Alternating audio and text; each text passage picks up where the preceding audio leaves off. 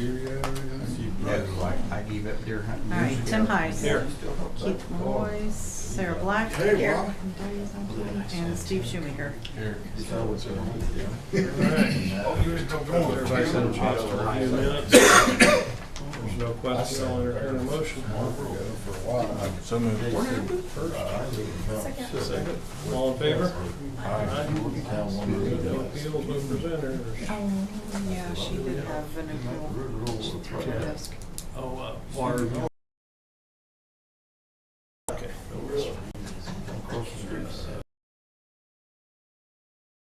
All right, Brad. I guess.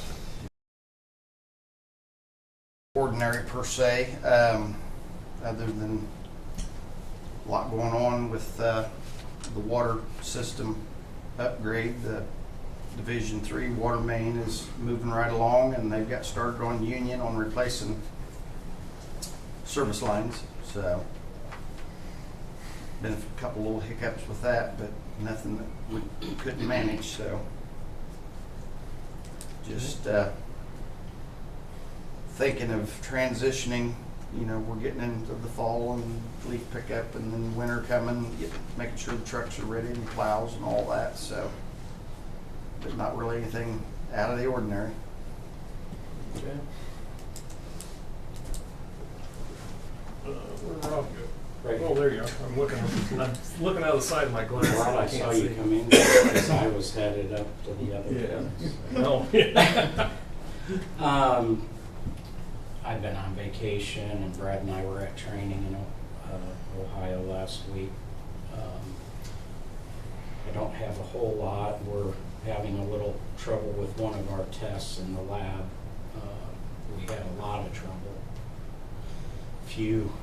several months ago, and found out that Timmins had changed water sources for their distilled water, and took a long time to figure out that's what it was. So we've been getting distilled water at Save-A-Lot, having good luck, and so I went to Walmart to get some to compare. But other than that, dry weather's good for me, so keeps things pretty calm most of the time. So I don't have anything else. Okay. Mary. 43 was in the shop briefly. It's back in service. Some injectors, or I don't know, some mechanical things wouldn't let it run properly. So it was out for like 3 days, but now it's back in service.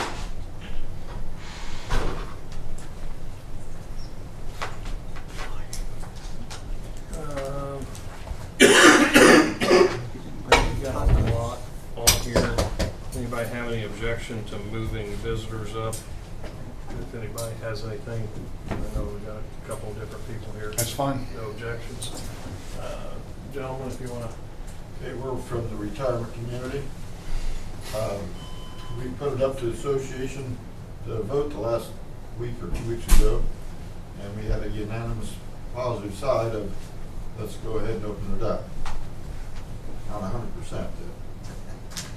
But so we thought we would come and present it and see what you guys, how you wanted to handle it. Talked about making it a residence and EMS and fire department only. Union Street there. Yeah, so roughly suggestions. See, that's all private, so they pretty much can do whatever they want on that as far as restricting it, can't they? Yeah, I mean, there's two schools of thought. I would try the least complicated probably first.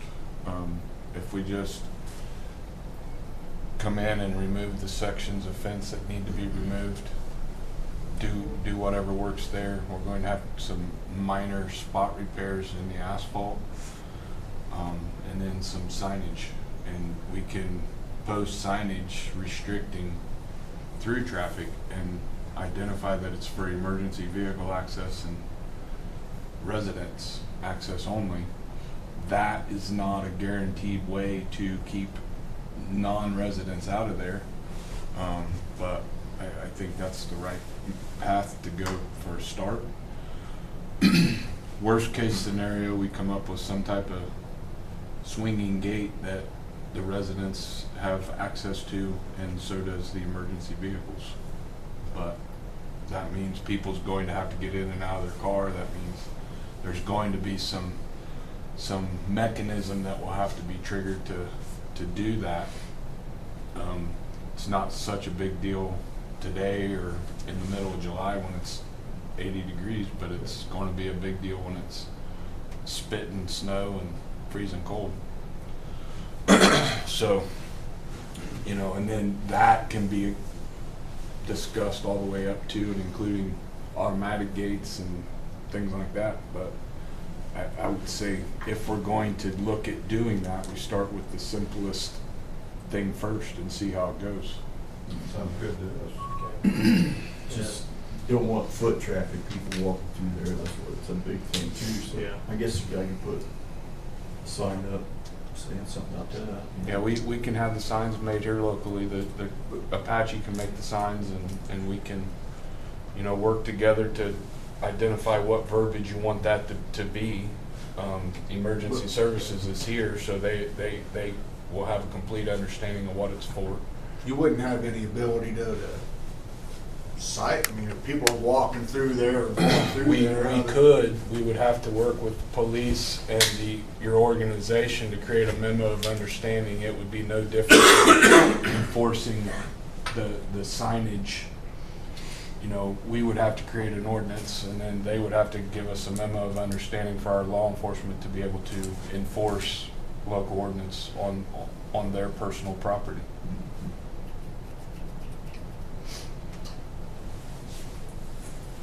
Sounds I good. guess we just have to sit down and, you know, we're like you, let's keep it simple. Well, I am more than happy to reach out to you and get a meeting set up, and we'll sit down and start hammering it out.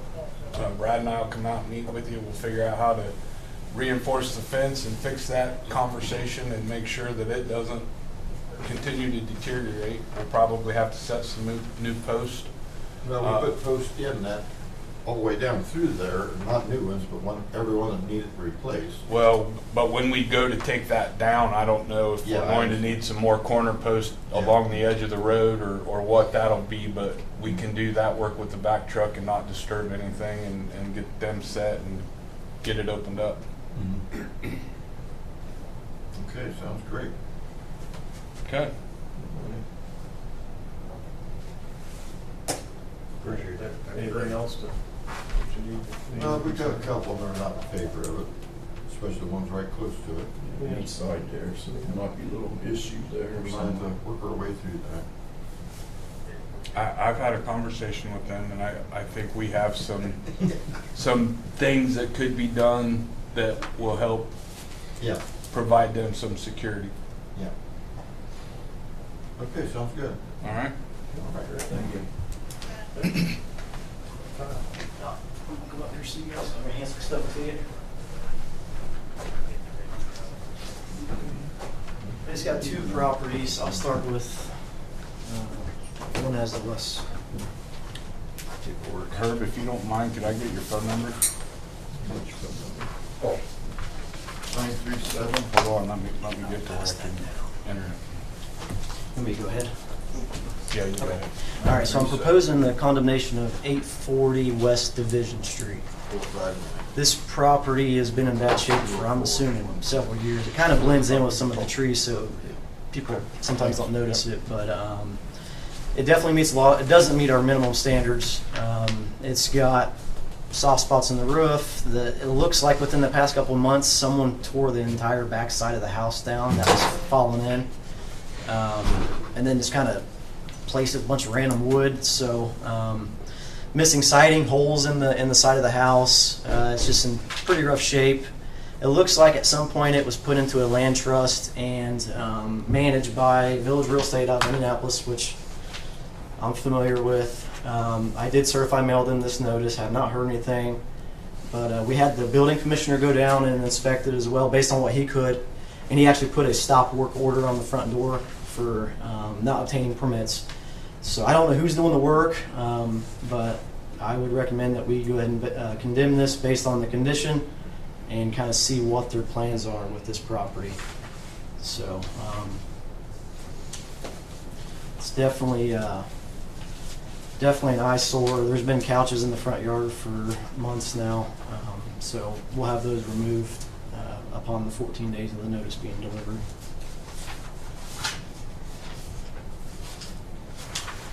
To my knowledge, it is not occupied, but we're looking into that as well and make sure there's no occupants that need to be removed. Well, this getting into this time of year Yes. is a particular concern all the time. Yeah, and we're actually, a couple of our condemned properties around town have been getting broken into. Waters. We just took a report today of someone by the ballpark kicking in windows, so we're trying to keep them boarded up and keeping the squatters out of them as well.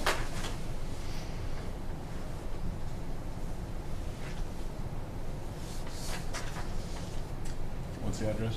840 West Division Street.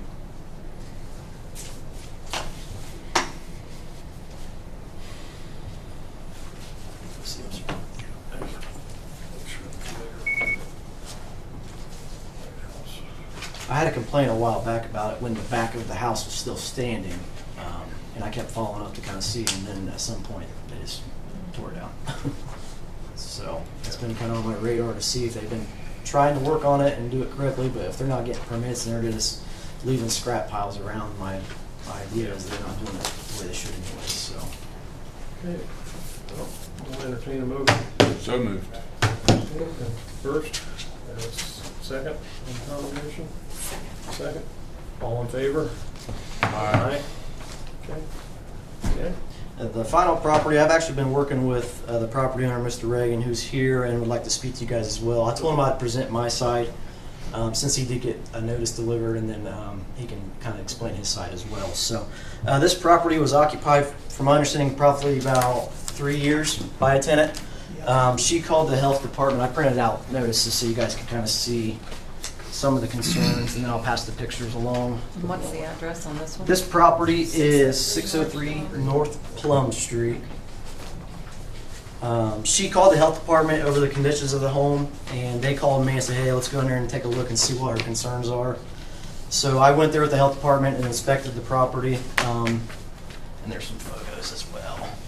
And overall, the condition did have some major and minor concerns. It looked like the roof just had like sheet metal over top and like a tarp underneath. We were having obvious signs of moisture inside the home. Some of the ceiling was coming down due to the moisture. We actually went up into like the attic area where we could see the headers. There was some fire damage that was to those headers from a fire in the past. Unsure how secure that header is, but it prompted some concerns that maybe it should be inspected further for that. Just had some other things. We had, let's see, the front porch had some cracks in it where the foundation is. Didn't have the proper gutters and downspouts that would help prevent any kind of moisture from the foundation. Windows weren't properly weatherproof or secured. Bathroom tub didn't have the proper plumbing. I mean, they would put a bucket underneath the drain and let it drain into the bucket. The flooring in the bathroom was all just plywood. So it sounds like, after speaking with Mr. Reagan, that they didn't really allow him to have his contractors come in and do the work that he was trying to do, and they did a lot of the work themselves. He'll explain, but it sounds like they weren't the best tenants, and they kind of let some of this property get into a bad condition where it's at now.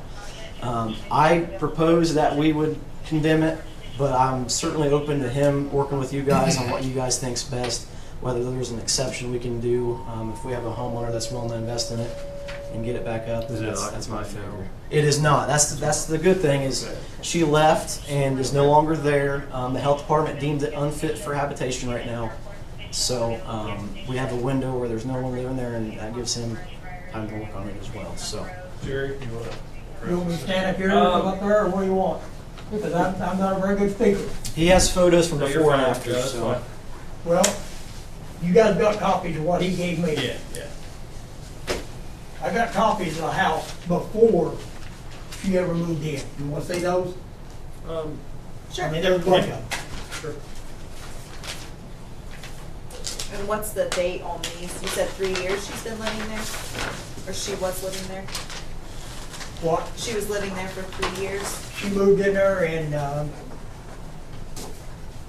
April of 23. Okay.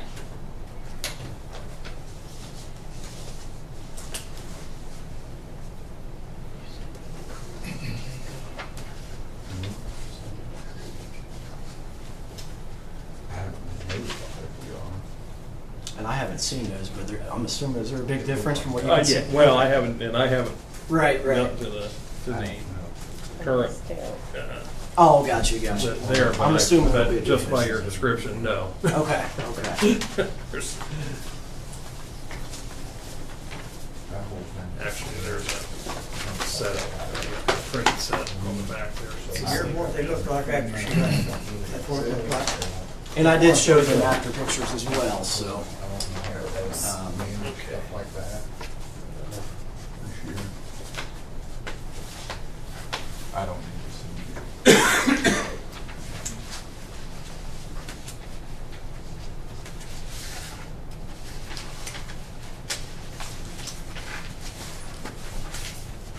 My biggest thing is I would like to ensure that this property would be inspected at some point to ensure it's safe before we ever.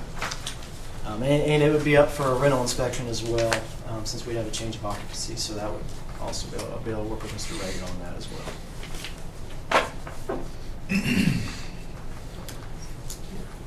So I guess our question, as we expect, is what's your plans?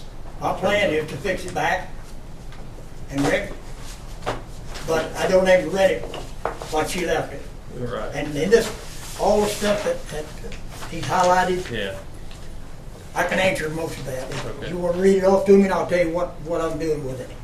The well, first one, like I say, just the roof, the roof. yeah. Back in April of this year, we had that big windstorm and big storm rain. It blew my roof, flopped it up and down my metal, because my screw heads was all, because it's old roof. Mhm. Had a contractor come down, she run him off. Had him come back, she run him off. Every time he come down, she run him off. If she come home and him there working, she'd run him off. He took the roof off, all of it, put tar paper filled over it. She took part of it off the one end and put a tarp over it for herself. He did for $400 he charged me. The roof leaked. The ceiling caved in. That's where you get my ceiling roof. There was no problem with that ceiling when she moved in there. That's why she said the roof's probably not installed properly, and downspout, the gutters off the back, the downspouts off the back. He took them off to fix the roof. I think that probably describes the whole process enough for us Yes. to, Yeah, I to agree. know what's going on as far as what's That's happened. the with biggest your- part of your the inside of my problem, house your is her tenant. problem. Hey, Tim, Yes. that's also gonna need a lateral inspection. Okay. Just something to keep in mind. These are his. Just, yeah, these are. Anybody have a proposal how we proceed with Mr. Reagan on this, as far as whether we want to go through condemnation or just work with him outside of condemnation, or? Every time that I tried to get my contractor to come down there, she'd run him off. Call the police, So- have the police run him off. So that The police problem- call me, shoemaker. So when did she move out? She moved in 24th Of this month? of this month. Okay. I got her evicted. Okay. Okay. Shoemaker called me from maybe your son, I don't know. He said, "Look, Mr. Reagan, if you put your foot on that property with that no trespassing sign, I'll have you arrested." Because he said, "That's her tenant." I said, "She's not paid the rent for 3 months." He said, "I don't care. I'm telling you, you'll go to jail." So, and the same way with your contractor. So, there we go. Well, the good thing is she's evicted and she's gone, Yeah. so we're to the point So now. that problem is Yes. resolved, so now it's just a matter of allowing you to proceed. Yes. So, like I say, I don't know what suggestion anybody has, whether we need, which way you want to take this in terms of condemnation or not, or how we proceed. My preference would be that we do what we've established as our process, have it condemned, but at the same time, make a verbal agreement to work with Mr. Reagan to remediate the property. And I we've think done- that's the safest way to, And, you know, don't let that alarm you as far as us doing that. We're not coming to tear your house down or anything like that. it's a documentation And it's process just for the board. documenting that we're going through this process. And Kyle will work with you to navigate everything as you get the property renovated. As far as I know, she said there was a fire in the attic. That was there when I bought the house. But the roofer contractor is Bill Weimer. Okay. He says he has reinforced all that so the roof wouldn't have a dip in it Okay. before he could put a new roof on it. Okay. Now would be the plan is as we get closer to finishing up Yeah. this project, we get an inspection and make sure everything's good to And, go. and like I say, we go through this process. We've done this process with others where we matter of fact, just recently removed one from condemnation that was kind of a similar process where we went through, they renovated the house, got it up to the standard it needed to be, which wasn't extreme. And Kyle requested us to remove it from condemnation. We did it. That allows you to occupy it or have, get it to where it can be occupied and everything. Okay. And otherwise, it really doesn't, at this point, it doesn't really penalize you for us to do this. And how long have I got to do this? As long as it takes. There is no timeline, it's on your schedule. Okay. The biggest thing is just not to allow someone to occupy it. Okay. You know, that's the Very biggest good thing we're point. trying to avoid is to allow you to work on it for sure. And quite frankly, one of the things that even does for you is if you start, you'll get these people, hey, I want to rent your house, I rent your house, and you can say, no, it's condemned, I can't let you occupy it by law, and that kind of gets you out of that shady thing that people are always trying to get into a house Okay. and so forth. But like I say, Kyle will work with you on this, and as you progress through, we can move it. I know it's, like I say, I know that, we acknowledge this is costing you a lot of money just from the standpoint of what you had and where it's at now. Yeah, So we okay. recognize that. And we want to keep the house, we want to keep it on the tax rolls. Okay. And have it in the housing inventory. So, like I said, he'll be happy to work with you. If there's any question at any point in time that you're not satisfied with that, you can also come to us and we'll take care of it. So, Okay, no, thank you guys. That's all I have. Appreciate Thank it. you guys. Have a Thanks, good Kyle. day. Yeah, Appreciate you well- coming. Did we actually vote on that? Oh, no, we need to vote on that. I'll entertain a motion. That'll be my motion. Motion to condemn 603 with the caveat of working with the owner to remedy the situation. Yes. All- Okay, got a first? Second, all in favor? Aye. Okay. I got I think it's just three two. freaking doctors. Yeah, I got two. Next week, so Okay, it'll be slow. water loss and validation proposal.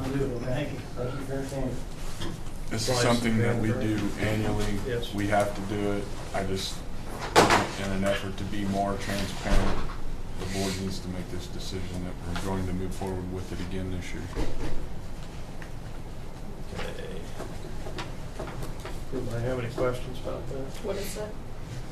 It's a water loss Yeah, audit you can- that basically sits down with Brad, evaluates our delivery system, what our procedures are, and identifies the percentage of what we're actually just losing to nothing. Yeah, we have to put a report in to the state for unaccounted for water, so. And it's a rather tedious process. Have you ever worked with Jill on that, on the water loss audit, or was that? I got in on the tail end of it. Yeah, it's a tedious process, and I just don't have the time. So there's a couple different things that we work with. We get professional services involved.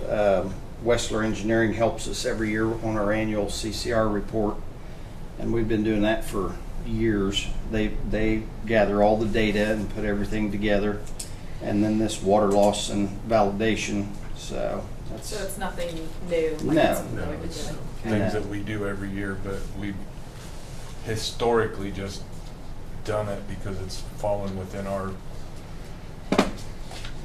dollar amount, but it's starting to creep up there. I think it was like $3,000 or something like that this year. It's 3,500. Yeah, so it just needs to be approved by the board.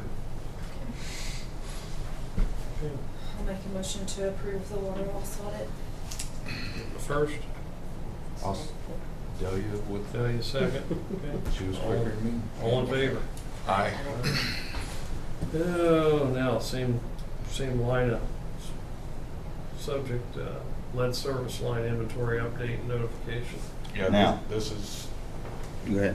I was just gonna say, this is just gonna be on our radar for the next Yeah. 5 to 7 years, I'm guessing. This is a newer thing. Yep. The federal government's really putting clamps down on the lead stuff that's in there. So Fleiss and Vanderbrink, which at that time it was Jill Curry and Associates, which they got bought out, but she's the one that initially worked with us, and 120 Water. We had to get an initial inventory put together.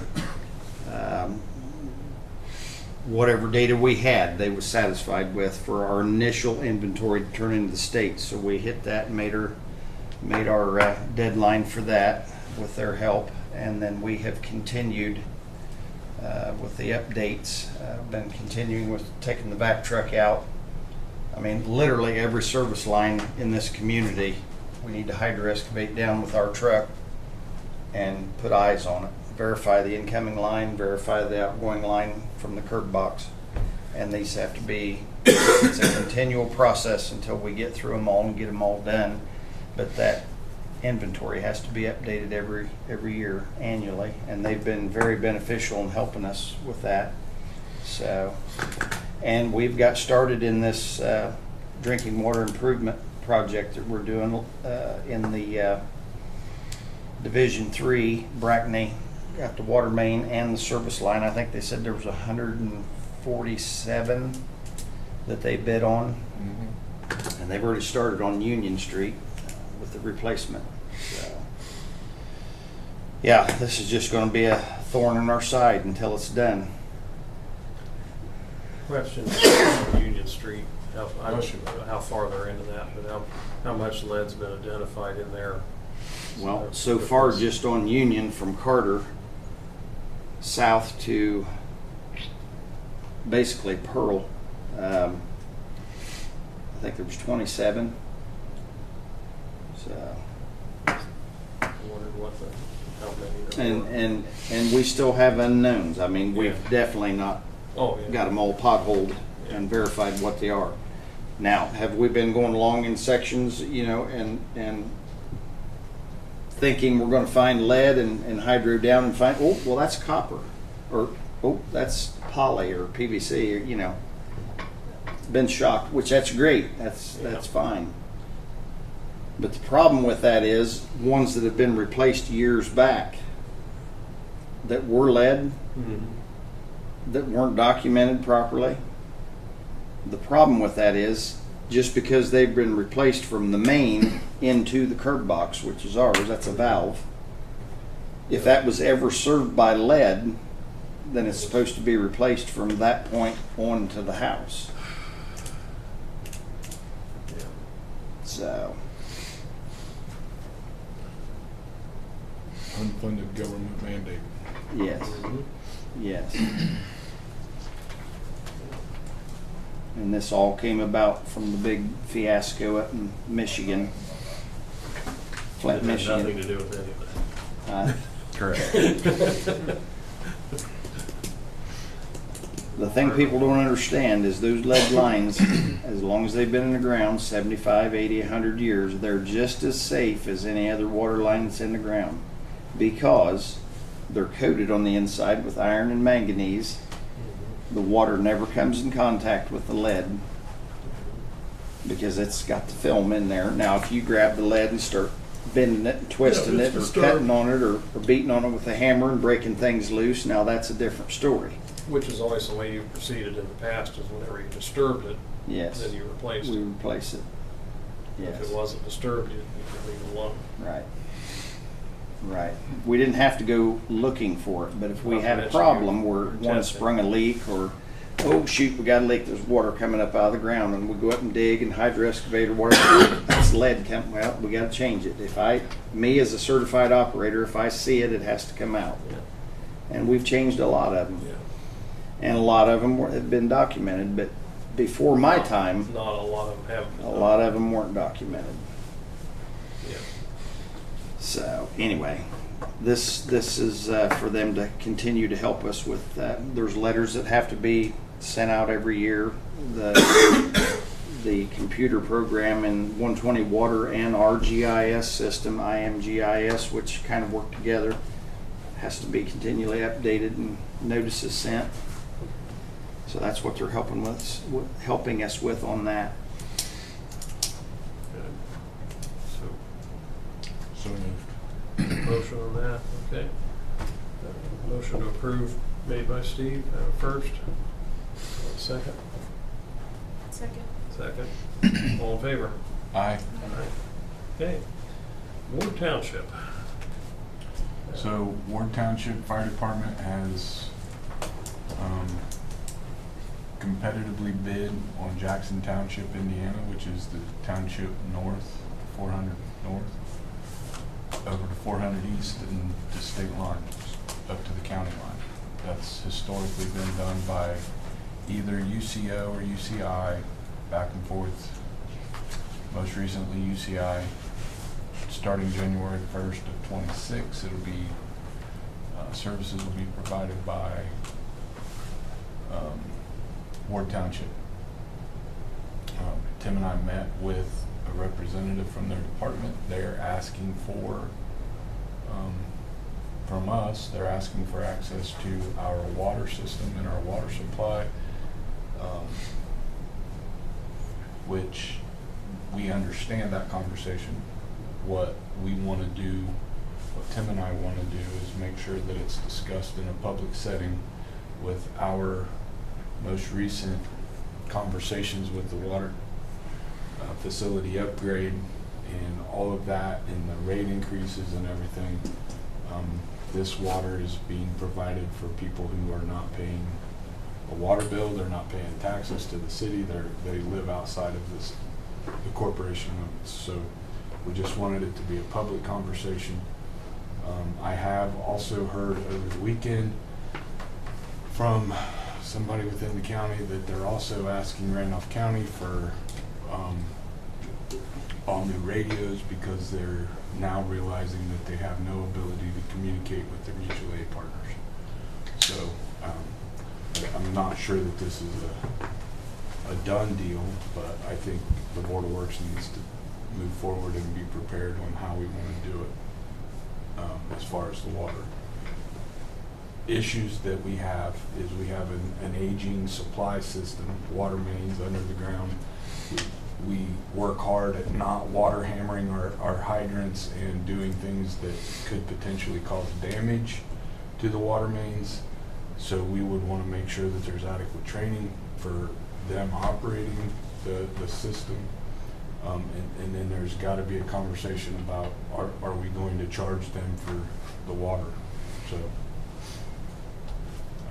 is that everything that we discussed? Yeah, I think that's the whole, the primary thing is the training, to make sure that they don't do damage to our system. Well, and they probably need to carry some insurance in case there is damage. I mean, Well, we discussed that as well. okay. I would think the fire department or the township would have some liability insurance to Well, cover stuff like that. That's probably more than But likely. that would be a contract you'd have to enter into with them that if a line gets broke, well, you're accessing it, you're responsible for that repair or something. Or Jackson Town, I don't know who pays it, Jackson Township or Ward Township Fire Department, that's between them, I don't. Yeah, I don't know how that would play out for sure. I would think it'd probably fall on Ward Township. I would think so. Department on them directly, because Jackson didn't do the actual accessing, that's their contractor, so.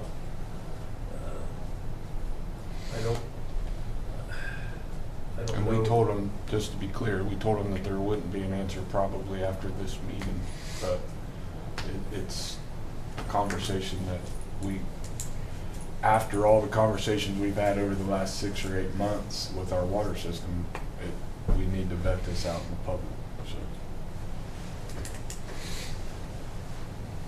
So the question is, do we charge them to use our water when they're servicing a location that's, Well, it'd be anything between 400 east And 1,000 north. and state line from 400 north to 1,000 north. So it's a 50-mile radius. were we covering that location you said previously, UCI was? And so what's the reasoning that they're covering it now? Because the township trustee 10 cents. requested competitive bids. That's a practice that has been done in this immediate area for decades, because we had 2 fire departments 6 blocks apart, so that we were constantly in a competition. So, Now, we're working together, so it doesn't matter which department's getting the contract. So now he went outside of the immediate area. So now, legitimately, their fire service is coming from another community. so is the Warren Township being supplemented by Jackson Township? For less than what our Yeah. proposed increase was for the new contract period. So we were underbid, and now they're trying to figure out how they're going to buy the radios, how they're going to pay for water, how they're going to take care of all these things that they have to do. Yeah. And we're also first on the list for mutual aid. Yeah, which is going to cost our city Are we? money and our No one's ever personnel told and me our that. Well, our hours. that's what they told us. Yeah. That's what he told us. So, we're going to be on Just the say hook, that. and We'll see. because we are staffed, we will I probably don't think it'll be that way, but we'll see.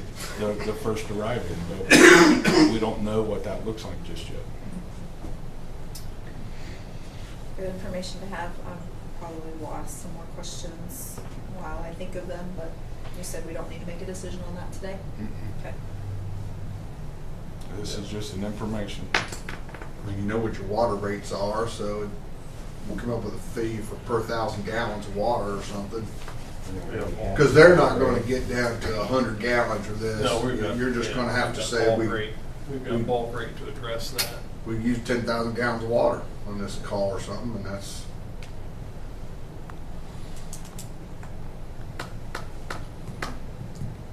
They're again trying to make sure you have Well, it's- every gallon accounted for, because that's what we're constantly being questioned during the council meetings.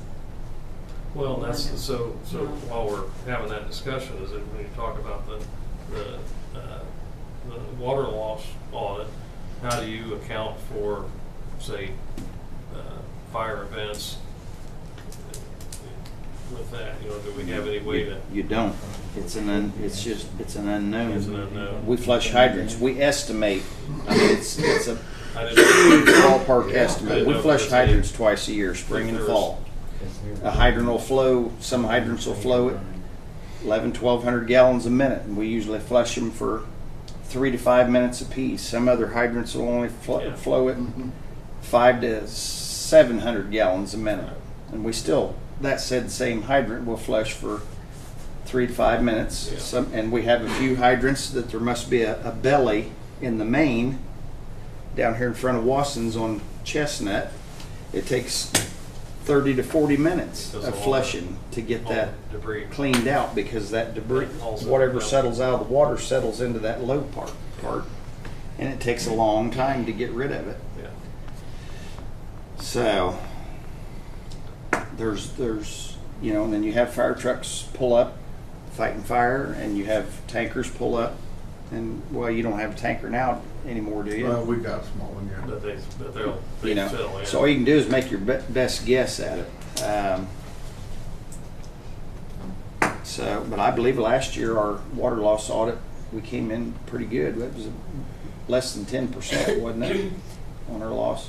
I honestly I don't know. That was the very first one I ever actually, touched.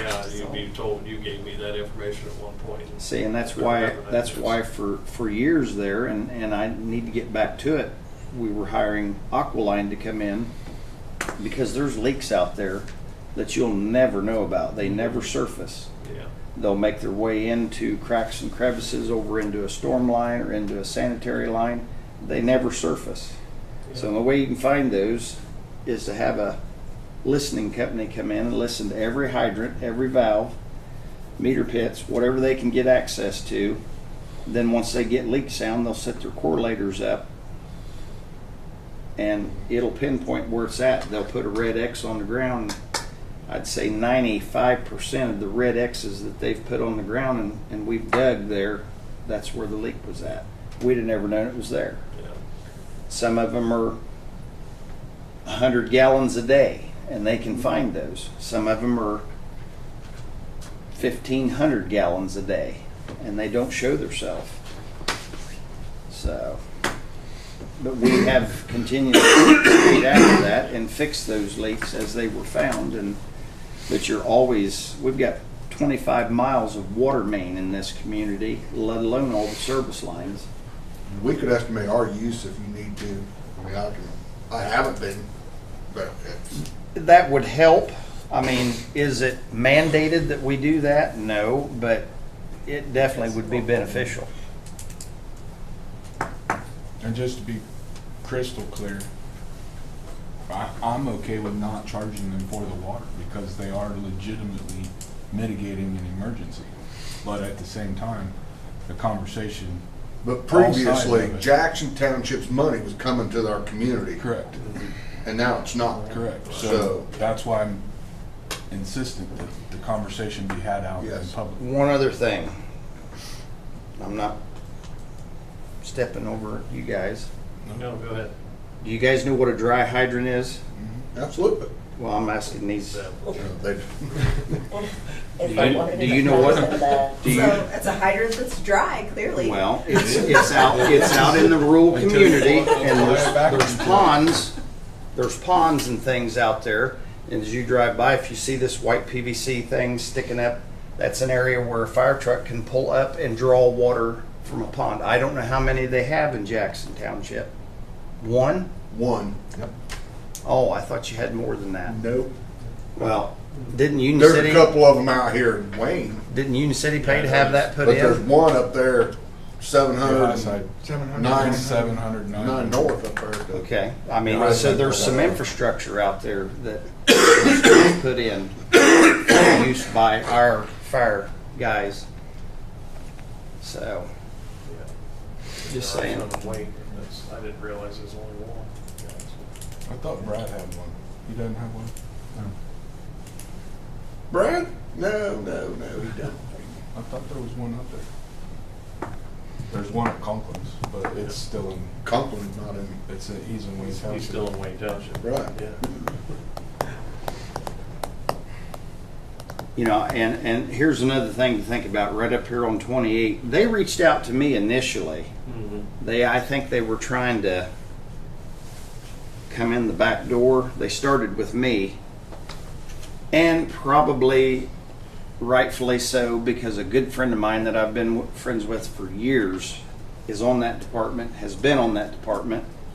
I don't know what kind of rank or status he has with that department or whatever, but he reached out to me. He said, "Are you still working for the city?" "Yeah." "Are you still the water guy?" "Yeah." "Well, let me throw some of this out here." So I think maybe he was just trying to get the conversation started. But then after 2 or 3 conversations, I was like, whoa, put the brakes on. I said, "Mr. Big Man, this guy right over here needs to be involved in this. We gotta, I'm not giving you a blessing on any of this stuff without these guys being involved." So at any rate, what I was driving at is he said, "What would be the best hydrant for us to use, nearest Jackson Township?" And I said, "Well, probably right out here at 28 in Sterling. It's right there on the highway. Pull your truck up, it's right there." But that section of water main that feeds that, when they paved 28, they ran across that with a roller. and 2 days after, the main blew. So it's some fairly fragile water main. Yeah. So I'm just saying, if you get guys that That was Well, it my depends, they might come in state line, if it's clear over there, they could come in state line and get that hydrant there. But That was my question of what would be your preference in terms of supply and condition of mains and so forth, so we don't have that problem. I don't want to have that. I really prefer to just avoid the problem. see, and a lot of times, it's not that they've really done anything wrong. Certain hydrants, after you work them for so many years, and I've got the same list of hydrants that I flush every year, and I know what they do. I know how they operate. But there's threaded pieces in there, and they're coarse threads. Okay? Well, if you've got that shoe coming up as you're trying to shut that hydrant down, if it sticks just a little bit and you get slack, and if somebody doesn't realize and know what's going on, you get too much slack in that operating net. Once it gets so far up, it'll still be flowing at 800 gallons a minute. You keep turning on that operating net and you create a bunch of slack in there, that's going to eventually put a little pressure on that, and it's going to pop. That's what we call it, popping. And you'll go from 800 gallon a minute to 200 gallon a minute like that.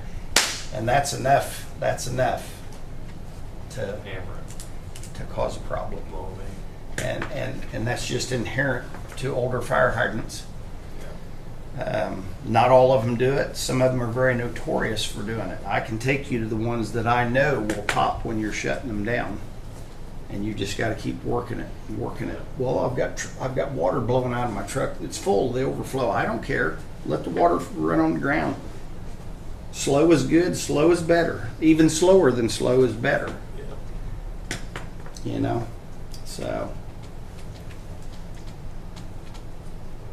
I wonder whether there's any precedent for this kind of charge across the state. I don't know. Is that a main question? Well, all I know is the money that they were I getting would from say Jackson Township's not coming here I anymore. would say maybe the water operators. Be careful. Boy, I forgot about that step. That stuff will get you. Water I Operators killed myself. Association, maybe. I don't know. And see, I'm not even sure how, like, American Water manages it with Winchester, because that's a private, for-profit company. Maybe that's just a donation. I don't know, but we're in uncharted territory. Yeah.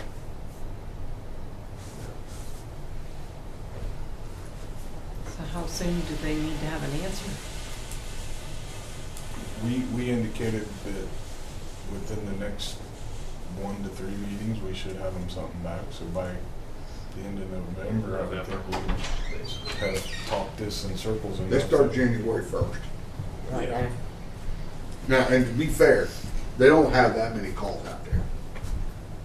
I mean, we had 6 this year. And they didn't require, only one of them probably required water. That isn't just delivered. So they don't have a head, but that next year could be 10 or 15. Yeah. Or one really big one. That's the other thing. So, We always have to look at. Ward Township, before they got where'd they get their water for Ward Township? Well, they have a cistern in Saratoga that they have to draw out of. And Ward, they go clear over towards Ridgeville, so they might go into Ridgeville to get their water. Or as they move closer to Winchester, maybe they drive back in Winchester and get it. Or Okay.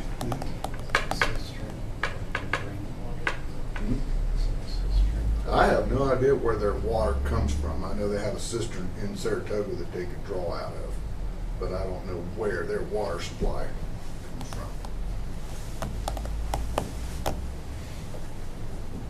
Well, safe to say that if they're near Union City, they're going to be looking to Union City because it's going to be closer than trying to go to any other source they have. Well, Brad's place right out here is just in Jackson Township, and if it's on fire, you're gonna come right here to 28, what he just said, that hydrant's closest hydrant. They're gonna have tankers come in there to refill. Yeah. And those kind of things, unless it's a super large, it's gonna be 8 or 10,000 gallons of water. Yeah.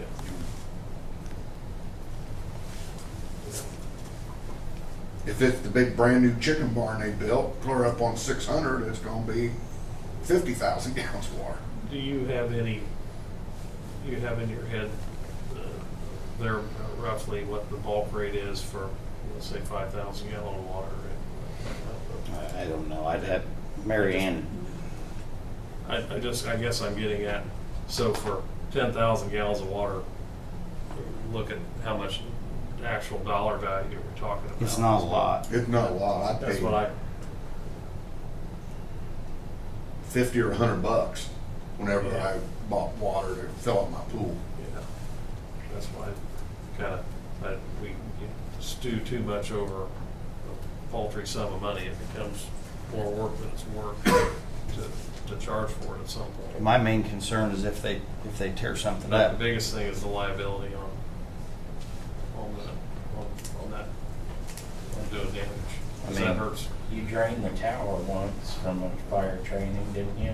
Where they double ball Yeah, it valves? blew Yeah. down on Yeah, Walnut. It blew the main in two places. And like I say, the thing is that something like that happens, that puts everybody at risk, because now you have an event in Union City. Now we have a problem. We can create a problem for the water supply for here. So. That's why we're talking about it. So, anybody else have any other questions, or we'll move on? Okay. RQAW Professional Services proposal for service fee proposal, drinking water improvements, Amendment 3. I gotta think what that is. Give me a second. That's the change in, you said they had to go route. Oh, that's the rerouting, so there was some extra engineering work and design work since the Edwards property was non-compliant with the project. So we're working to secure the easements currently for the Wellborn Farms, and there was some extra due diligence that had to be done, plus there's now going to be an NDOT permit that we weren't having to get with the other route. So there's just some extra work.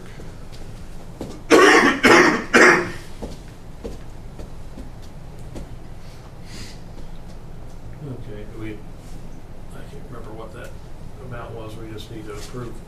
It comes out of contingency money, and I don't it's, have anything on that. I can run that off. it was like $4,000, or if I remember right. I know I said that here.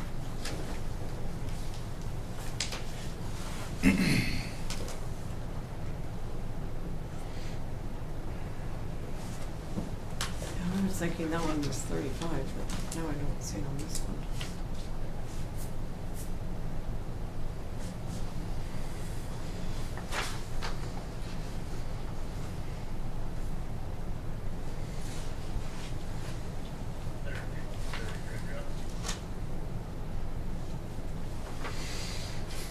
On the third page of that, it says 35, or 22 on the changes on the design.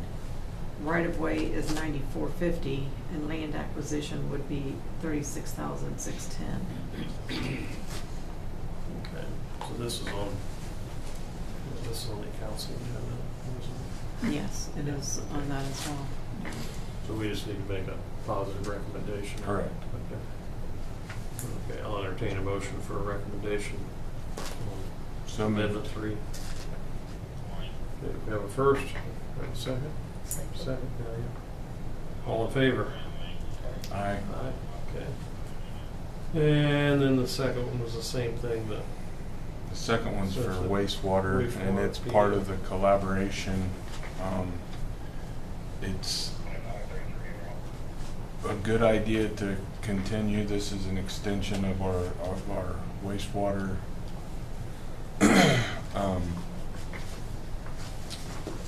would be our engineer on call extension.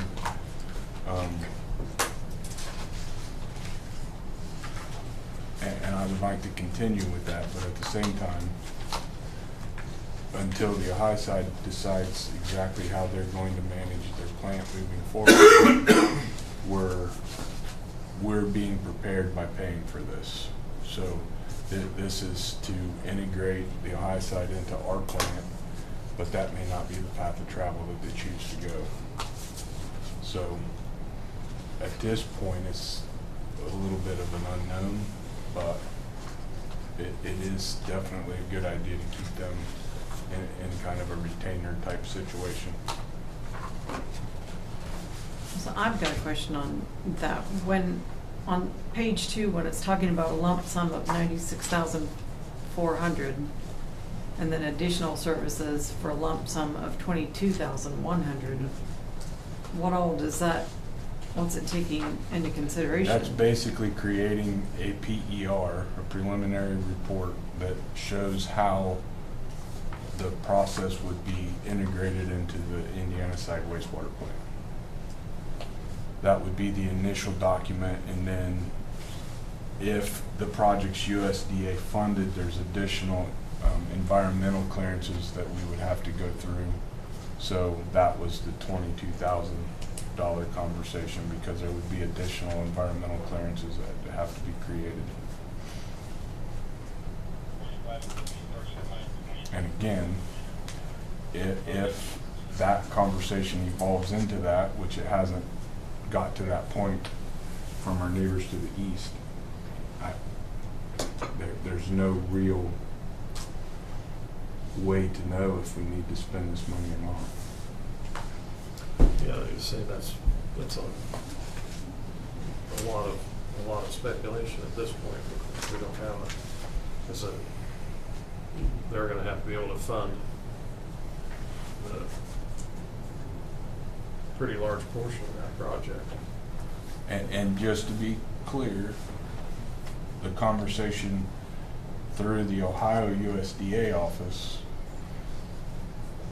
they can work on both sides of the state line, the USDA, so funding can occur in that fashion, and they're willing to do that. But for the last 27 or 28 days, the USDA is not working, so I don't have any updated information. They're in receipt of the application, and we're basically just at a standstill. So, you know, that project, that conversation is moving forward, but it's at a snail's pace at this moment. And to commit to that, I think that would not be the right move at the right time.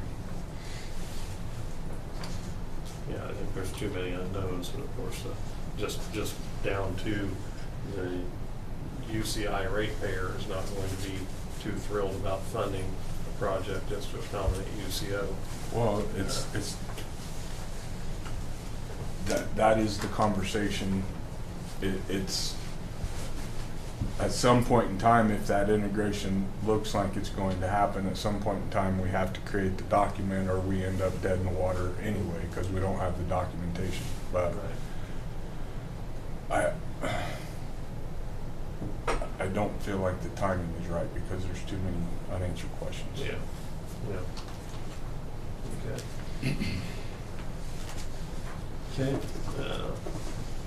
NDOT project for the bridge replacement. This is the one by the park. Yeah, basically, I've reviewed all the documents that you guys should have. I didn't see anything that we needed to address. We should have no issues with complying with NDOT's request to make sure that the storm water is that an outflow there? That's an outflow. Well, what's there is an inflow. There's a receiving there. Okay. Well, And that needs to be, according to the documents, Union City's utilities need to make sure that that's at the sidewalk level or elevation. which whenever we're ready in 2028 or 2029 to do that bridge, we'll be ready to do whatever we need to do. Is that one that originates up around Frank Miller Lumber and floats, comes around?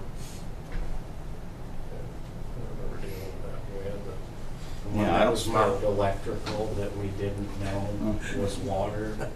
Well, I do know that it gathers there and goes north, and then it goes into a big pipe, and it goes west and dumps in the creek over there west of Petcon. okay. So if they can't get the elevation correct, I know the outfall pipe from those stormwater inlets is fairly shallow. So I don't know what all is going to happen with this project. I do know that it was mentioned at one time or another that there may have to be a lift station put in there. The only other alternative to not have that would be to completely lay a new pipe deeper with more fall, so it would still gravity to the creek. The only problem with that is you'd have to take shots here at the bridge, and you'd have to take shots at the creek. So when it rains, what happens? The creek rises. Well, if they lay a new pipe to maintain the fall so it would gravity, it very well could be that the end of that outfall pipe is below the high water line on that creek. And if that's the case, With stall the flow, yeah. Come back. it'll stall the flow, won't take the flow, or it could back up.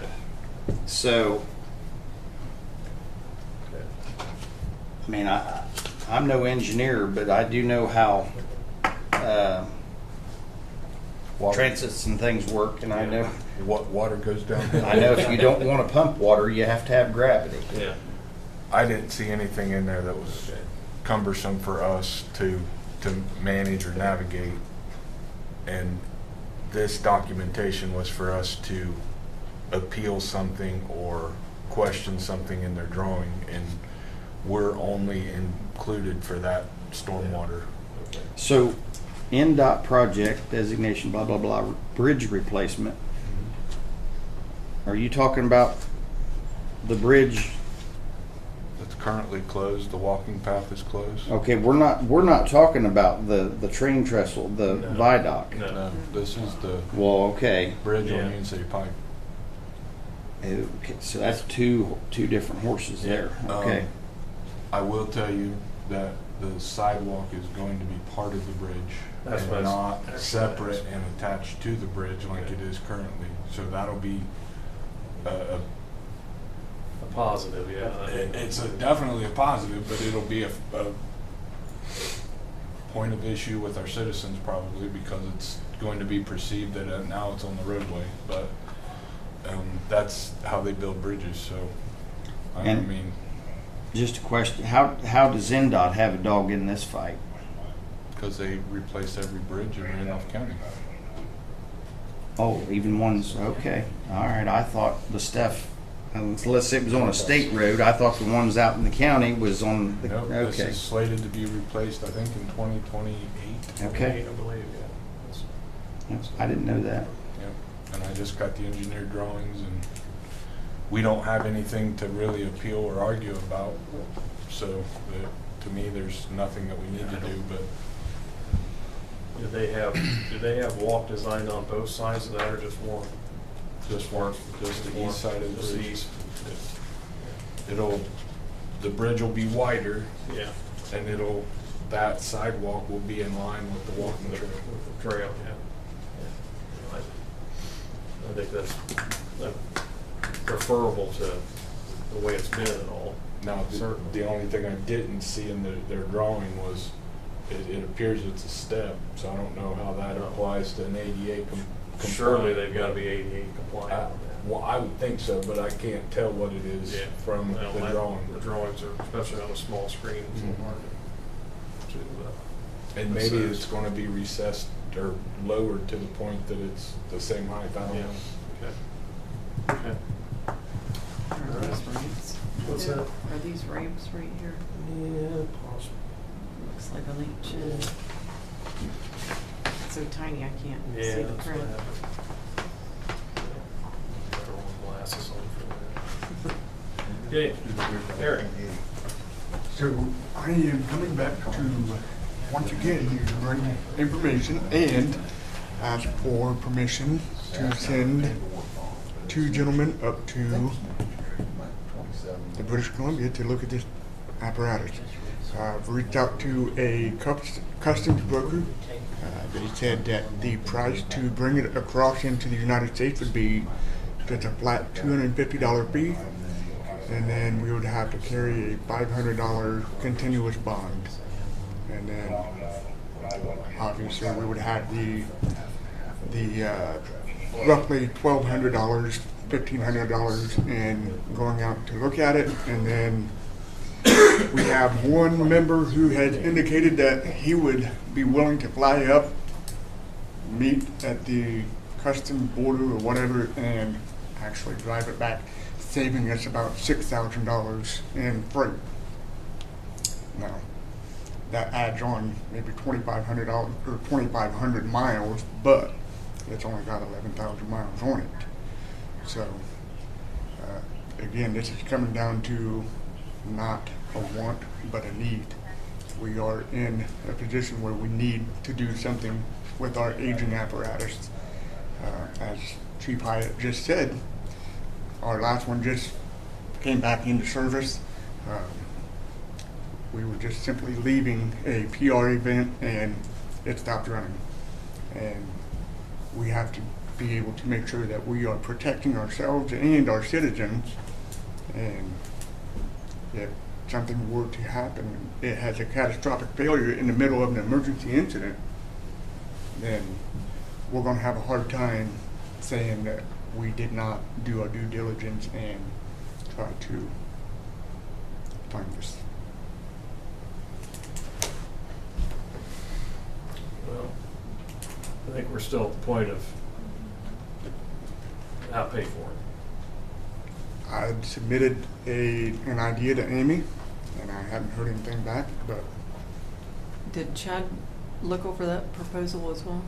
it was, I CC'd him in that same email to you. Okay, because I So- haven't heard back his thoughts on it either. So, I mean, I understand the uncertainty with Senate Bill 1 and everything, but again, we still have a service that we have to provide, and we still have to provide the apparatus to do our jobs. So this is the apparatus that we need to. I have a couple of questions about the apparatus. Okay. One of the things that was stated in the previous meeting is that the reason they were getting rid of it is it's too big. Too big for them. And when I look at the picture of it, and when I look at the specs of it, I see the same assessment with our department. I think it's too big.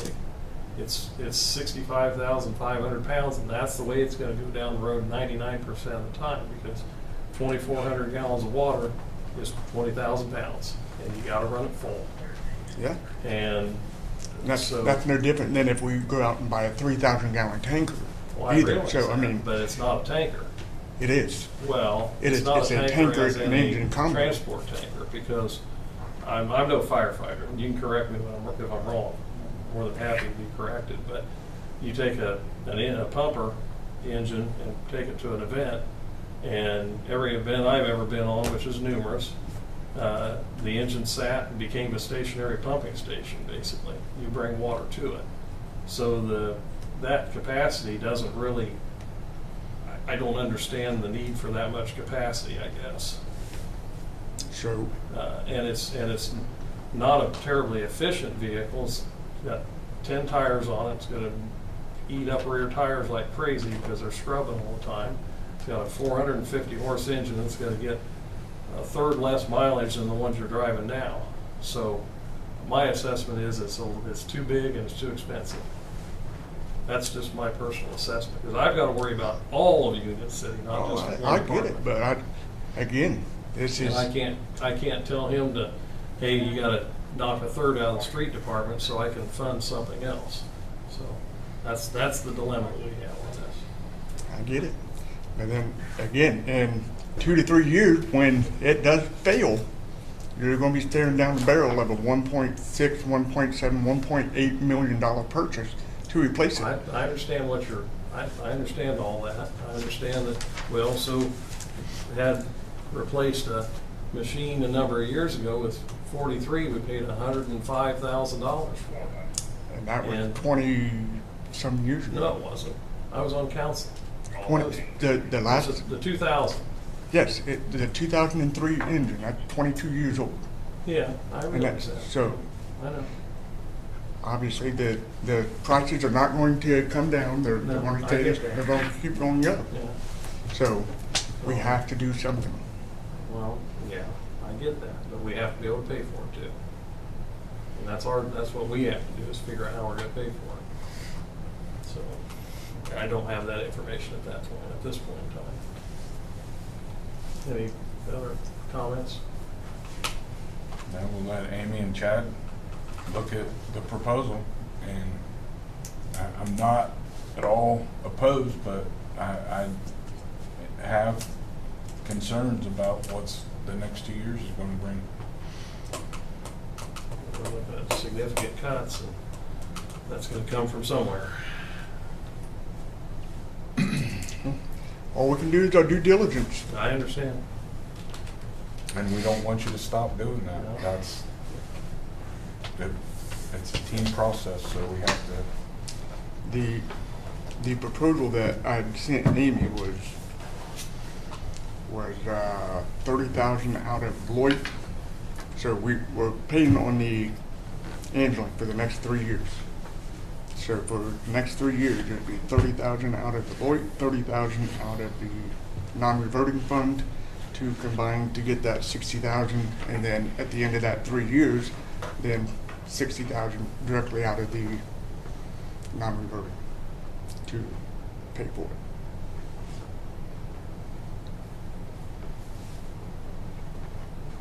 Okay, well, I'll see what the mayor assessment of that is, but I don't know what the status of local option income tax is in the near future either. Most of that's going away, so in the form that it's in. So we'll have to take a look at that. That may be something, I mean, we may have to ask Baker Tilly for their input on that. Yeah.